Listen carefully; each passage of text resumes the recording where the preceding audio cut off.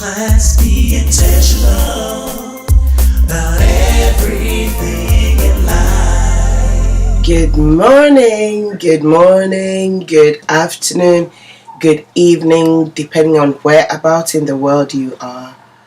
It is a privilege to bring to you my first episode of Be Intentional. Thank you so much for taking time to join me on here by spending your most treasured time to watch this video, to like it, to join in the discussion, and most importantly, to share this message across board, however far you can get it to.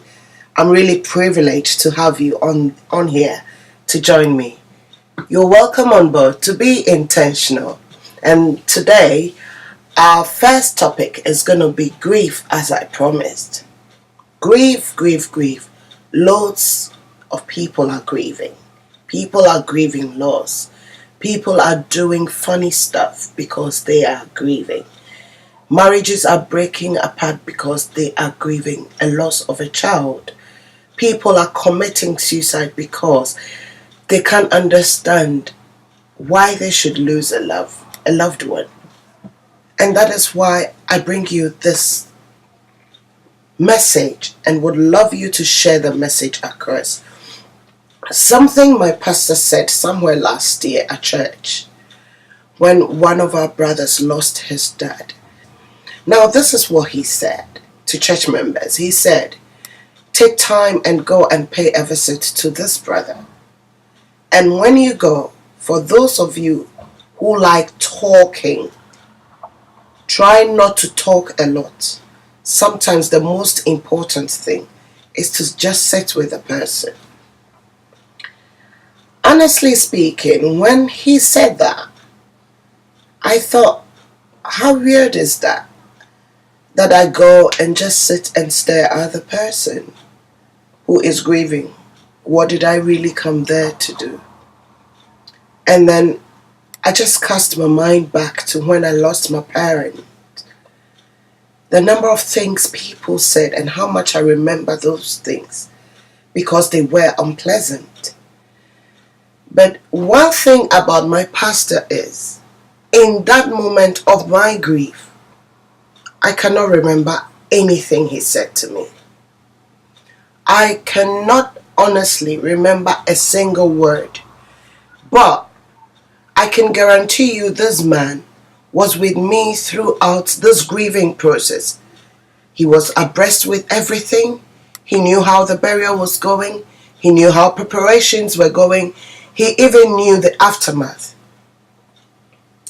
And the big deal about this scenario is, even though I cannot remember his words to me, I can honestly remember the feeling that he was there. He and his lovely wife passed by most of the times. And I'm trying to sit here and think, the number of times they passed by, I still cannot remember exactly what they came by to say to me when I was grieving. But I can remember that feeling. I can remember how much they were there for me. So when he said we should go to this brother and not talk a lot, and then I remembered how he went about it, I thought, there must be a golden strand there that I could pick. There must be something in that silence, because as far as I'm concerned, he was there for me from the beginning to the end. And this really inspired me. So Reverend Richard Aqua, if you ever get to watch this video, thank you for sowing that seed in my life. Thank you for sowing the seed of thoughts. Thank you for inspiring me to go on this journey of studying about grief, because I have been in a position where I've been able to support people effectively. And then back to this scenario of going and not talking a lot. I decided to put it into practice when a friend of mine lost her son, her baby. I went there, and when I went to visit this family, the things I heard people say, oh my days, I couldn't believe it. at some point, I remember wanting to switch off because I couldn't believe people were saying these things. Pardon me. And this is them trying to comfort the bereaved person. So I just sat down, listened, and cast my mind back. And I remembered how naively I'd said those same things before the paradigm shift, before the enlightenment of knowing what not to say to somebody who is grieving. So we're going to talk about grief, and we're going to talk about what not to say. And I know that if for any reason, by sharing this video with you, if this video helps floundering friends to speak comfort just a little more readily and be very intentional in the approach in supporting somebody who is grieving, yes, then sharing it is worth it. How do I support somebody who is grieving? What do I do with a friend who is so much deep in grief? What do I say and what do I not say? Down the line on this video, on this episode, you would realize that I'm going to say more about what not to say. The reason is, most of the things that we say are actually the things that we don't have to say. Be intentional about everything in life. Let me begin by saying this. Grief, yeah? Grief is a lonely experience. Grief is an individual experience. When people are grieving, when you are grieving, your emotions run the gamut. Anger, shock, fear, disappointment, denial, depression, in no particular order. These are the emotions, the phases that people go through when they are grieving. Grief, let me say, it's a long haul. And however way you grieve, if you're watching this video and you're grieving in one way or the other, however way you grieve, one of the most important aspects I need you to remember is that you need to allow yourself to grieve. Grief is natural and grief is healthy. Oh yes, grief is healthy. Grief is healthy because we cannot adequately recover from a traumatic loss without allowing ourselves to go through the grieving process. Someone might dispute that fact because somebody might say, what process? Especially if you belong to the household of faith, you might hear people tell you that you need to be strong. What process? You don't need to go through the process. Well, I don't agree to that. You need to go through the grieving process. And in fact, some of the grieving process actually involves you coming to that point of thanking God for that moment, of thanking Him that He is with you, that He's going to see you through. That the grieving process actually involves you getting to that point where you realize that life is a privilege and there is nothing you can hold on to as a right. And the minute you come to that point, you would realize that it gets a bit easier. I know it's going to be very difficult, especially with the way we've been told that God is in control of everything. It gets hard for you to come to that point of thanking God. It's hard in the midst of the pain, but you'll be amazed the magic it does, because it brings you to that point of not feeling excessively deprived, if you know what I mean by that. So, allow yourself to grieve. And now for those of us who support those who are grieving, you must also understand that grief, supporting somebody who is grieving, is not a joke. It's not funny at all. It's a position or is a role or a task that you take upon yourself, and it's emotionally draining. emotionally draining, because the grieving process is more like a roller coaster. 1 minute the person is up, the next minute the person is down. You need to be conscious of what you're saying. You need to be conscious of what you're doing. You need to be conscious of the person's emotions every now and then. So yes, it is draining for you as well. And that is why you need to take care of yourself. Sometimes we underestimate how draining that can be, but it is. Especially with me personally, knowing that there are some things you don't have to say. Gaining that knowledge, gaining that enlightenment has put me in that position. You don't just get up thinking you're going to support somebody who is grieving. You need to do it intentionally.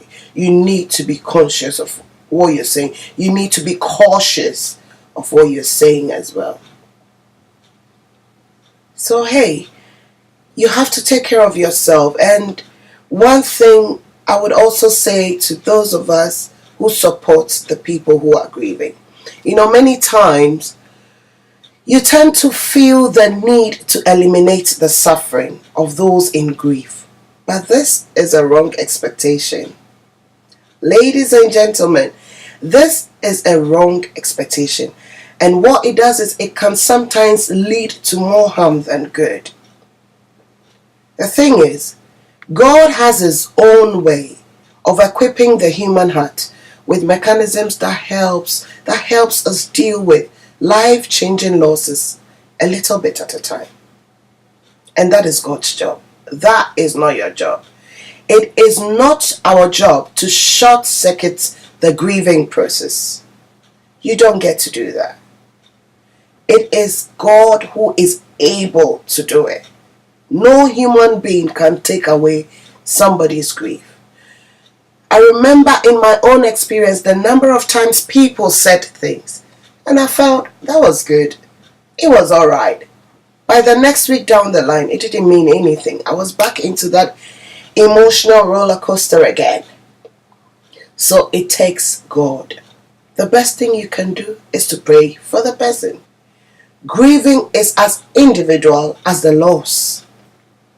The person has lost a husband, lost a child, lost a father. However way you're close to the person, however way it hurts you, it wouldn't hurt you as much as it hurts the person. So yes, grief is as individual as the loss. And I think the whole experience of grieving is inevitable. For me, I just feel it's inevitable as breathing. You could call it an exaggeration, but there was a point I felt I couldn't breathe. The world has stopped. Everything has stopped. Life has stopped. I couldn't understand why people were going smiling.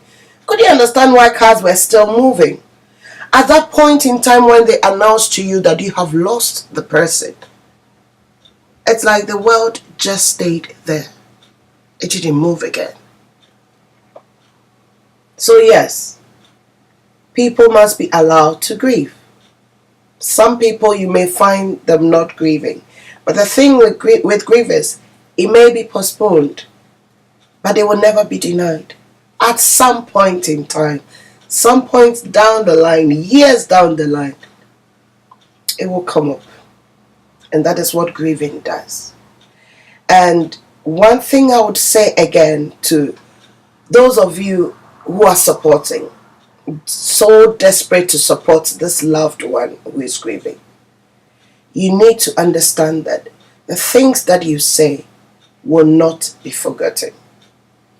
The person you might forget what you said years down the line, but the person would never forget what you said. They never do. I never do. And that's why I cherish the thought of not being able to remember what my pastor said in my moment of grief.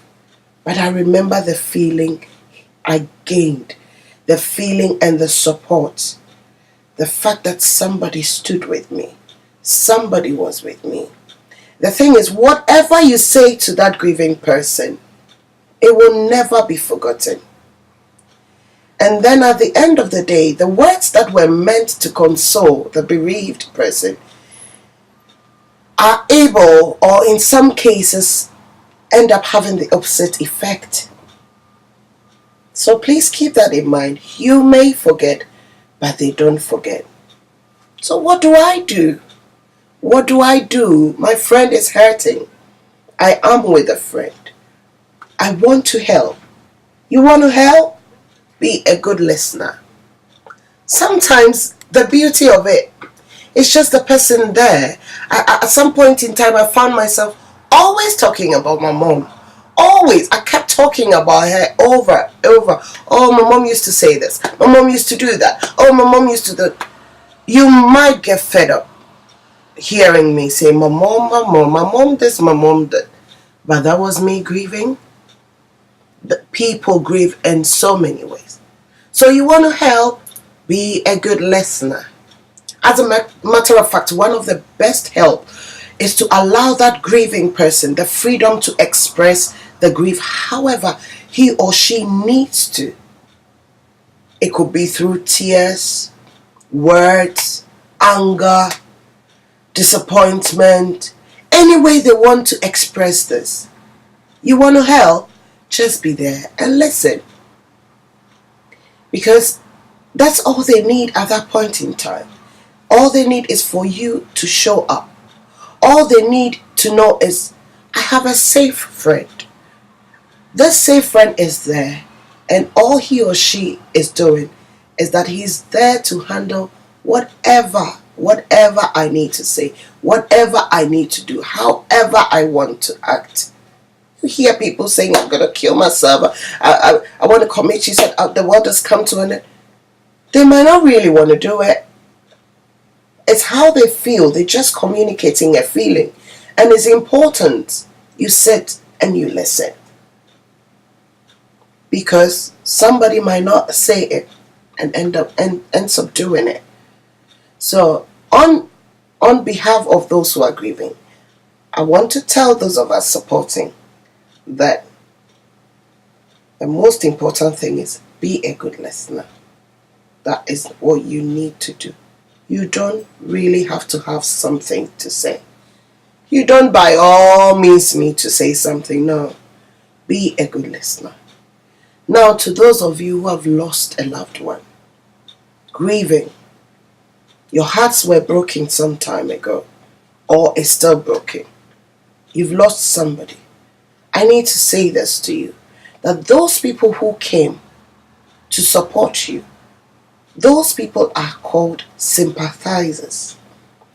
They came to sympathize. I need you to understand that they came to stand by you, just to prove to you that you are not alone. They came to let you know that they want to stand with you. But the thing is, they don't know how. So don't get hurt because somebody said something when you were grieving. Somebody did something when you were grieving. Somebody ignored something you said when you were grieving.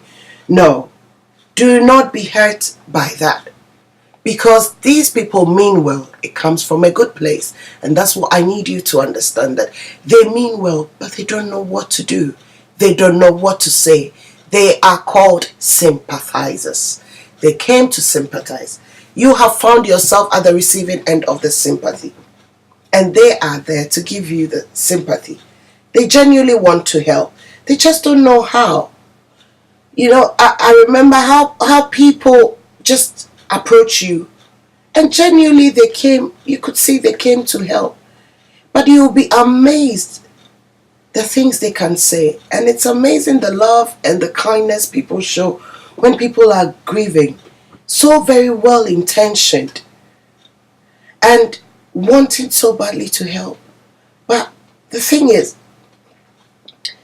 there is sometimes a hilariously wide difference between the intention and the bizarre outpour of love, you know. And I'm sure it's simply because they are clueless. It's simply because they don't know what to do. Just like I didn't know what to do before I lost my parent, before I gained this enlightenment. I didn't know what to say. It's not because they are insensitive. I don't even think that there is anybody who wants to be that person who comes to you to say the really stupid thing. I don't think so. I don't think there is anybody who comes to put on that hat of an insensitive cop. Get over it. Or it's alright, you get over it. No, nobody wants to do that. They just mean well. It comes from a good place. So please bear in mind that it comes from a good place. It is all with good intentions. And it's because they want to support you. Stay tuned, and I hope this has really helped you one way or the other. But I'm coming with my next episode, and we're talking about what not to say to that person who is grieving. There are loads to talk about. Does God really give and take away? Come on, join me. Share your views. Don't forget about that. I need your views as well. I need to learn from you. I need to hear what you've got to say. Does God give and take away? Is God in control? That God knows best and He does what He wants to do. Really? Stay tuned for my next episode, and I know that somebody is going to be glad they joined me. Thank you so much for joining me, and see you all soon. I'll be back shortly on your screen. Love you all. Thank you for your time. Mwah. Intentional about everything in life.